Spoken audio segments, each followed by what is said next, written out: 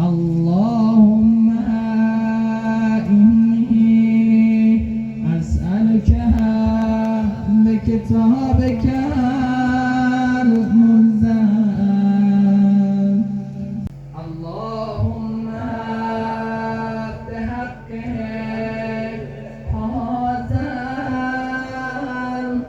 القرآن وبحق من أرسلته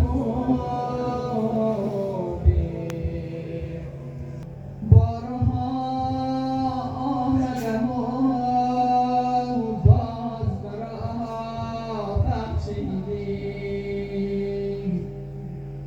با کلام برین بار خطاب هم نکنیم همه هستی من این قطره اشک از خدا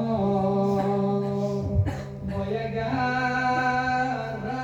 رهبرین چشم پرا فهم نکنی مایگر رهبرین چشم پرا فهم نکنی شب از ته دل 10 مرتبه خدا رو به امام زمان قسم بدهیم که هر حاجتی داریم برآورده به خیر نماید. الهی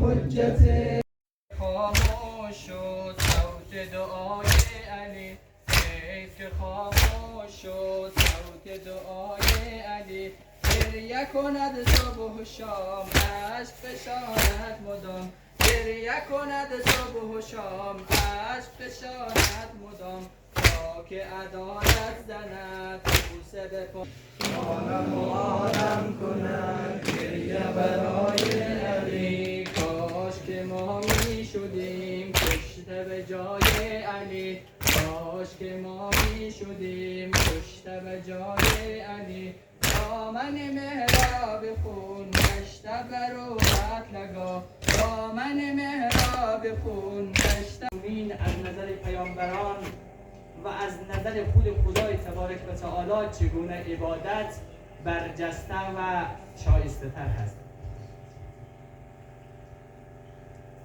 معصومین علیهم السلام عبادت را به 3 دسته تقسیم کرده است.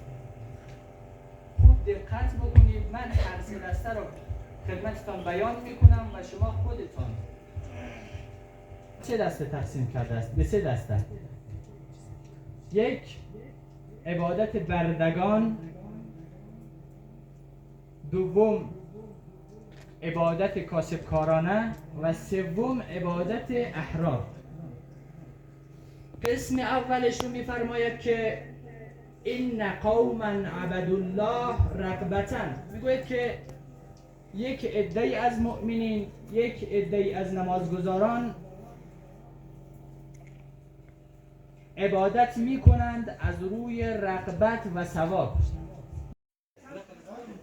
اینه از این لالای خود از کی؟ از لالای خود؟ یا لالای سی سایکو؟ نشینیدی